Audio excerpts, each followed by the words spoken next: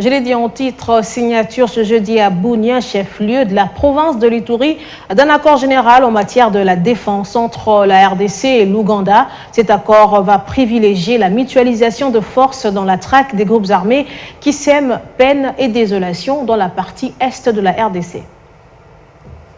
Lors de la signature de cet accord général en matière de la défense, la République démocratique du Congo a été représentée par le ministre de la Défense, Gilbert Kabanda, et la partie ougandaise a été représentée par Vesa Bamulangaki, ministre de la Défense ougandaise. Cet accord consiste à encadrer la mutualisation des forces entre l'Ouganda et la RDC dans la lutte contre les groupes rebelles EDF à l'est du pays, mais aussi dans les cadres de coopération militaire entre FARDC et UPDF, des armées de ces deux pays, sans oublier l'aspect économique entre l'Ouganda et la RDC. Les chefs d'État de ces deux pays sont déterminés à aboutir à un résultat positif à l'issue de cet accord dans les cadres de sécurité et de la défense, mais aussi économique, garantit le ministre congolais de la Défense.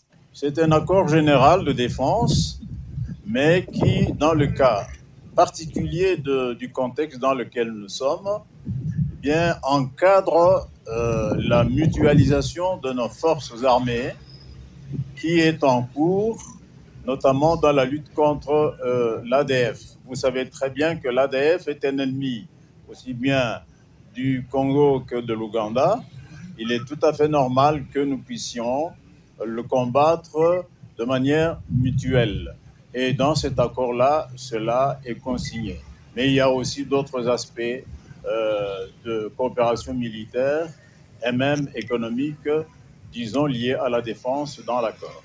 Vous pouvez être sûr que cet accord est un élément majeur qui va booster la gestion de l'état de siège.